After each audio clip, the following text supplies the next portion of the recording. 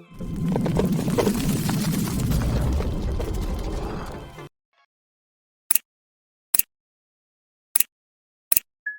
sahabat Fantastizer, pada video kali ini kita akan bahas soal nomor 10. Perhatikan rangkaian berikut. Kegiatan yang dapat dilakukan untuk memperoleh daya terbesar adalah, untuk soal nomor 10 ini ada tulisan HOTS yang artinya soal ini dianggap sulit. Ya, dan di sini kalau teman-teman perhatikan ini hanya menghitung ya ketika kondisi S1, 2, 3 ya di sini ada yang tertutup, ada yang terbuka. Jadi artinya kita hanya fokus sama kondisi di sini. Jadi kita tidak perlu hitung secara daya ya, dengan cara daya itu tidak perlu karena akan makan waktu yang cukup banyak ya. Kakak coba jelaskan logika dasarnya dulu ya. Dasarnya adalah ingat untuk kondisi paralel ya, karena ini yang berpengaruh adalah hanya saat paralel saja. Ya, kondisi paralel V saat paralel itu selalu sama ya, V1 sama dengan V2 sama dengan V3. Ini saat paralel. Dan I saat paralel dia I1 ditambah I2 ditambah I3.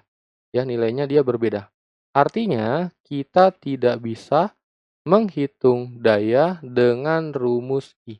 Ya, jadi kita gunakan rumus Pi saja ya karena kondisinya sudah sama. Jadi rumus yang kita gunakan untuk soal ini adalah fokus pada rumus yang P sama dengan V kuadrat per R. Jadi I-nya tidak kita gunakan.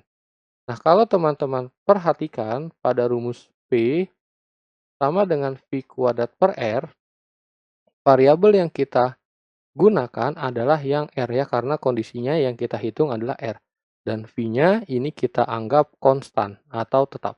Jadi rumusnya bisa kita sederhanakan menjadi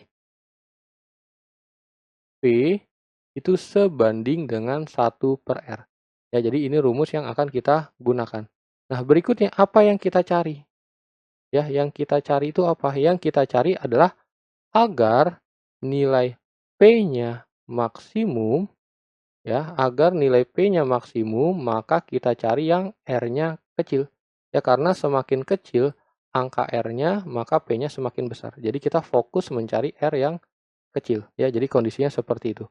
Oke, kita langsung saja analisa satu persatu jawabannya. Ya, yang pertama kita analisa yang A dulu. Yang A kondisinya adalah S1 tertutup, S2 tertutup, S3 terbuka. Jadi di sini yang kita hitung adalah S1 dengan S2.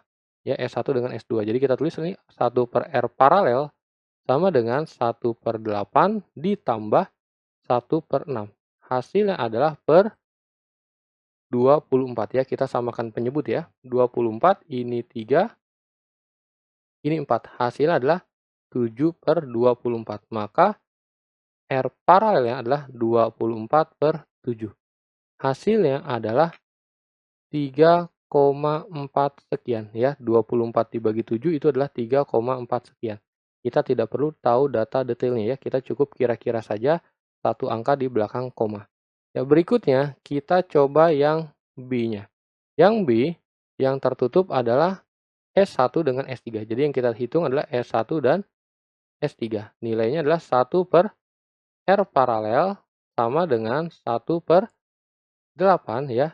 S1-nya nanti 8. Berikutnya dan 3 ya, saklar 3 ini kena ke R3 yaitu 4. Ditambah 1 per 4. Hasilnya adalah per 8, ini 1, ini 2.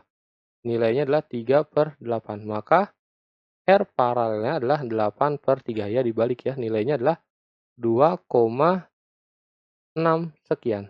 Ya, berikutnya yang C kita hitung yang tertutup adalah S2 dengan S3. S2 dan S3. 1 per R paralel nilainya adalah 1 per S2 nilainya 6 dan S3 nilainya 4. Hasilnya adalah per 12 dibagi 6, 2, 12 dibagi 4, 3. 5 per 12. Berarti R paralelnya adalah 12 per 5. Hasilnya adalah 2,4. Ya, ini pas ya, 2,4. Berikutnya yang D, yang tertutup adalah S2 saja. Ya, yang tertutup adalah S2 saja. Artinya R-nya adalah kita tinggal tulis saja 6 ohm. Ya, tidak perlu dihitung 6,0 ya, agar sama ada desimal ya. Dan yang E, yang terakhir, terbuka semua. Artinya kalau terbuka semua, ini tidak boleh ya, karena rangkaiannya tidak bisa dihitung ya, bukan artinya R-nya 0, bukan ya, tetapi tidak bisa dihitung karena tidak ada arus yang mengalir. Jadi kalau kita analisa, nilai yang R-nya terkecil adalah yang C. Inilah hasil jawaban untuk soal nomor 10. Jawaban yang sesuai adalah yang C.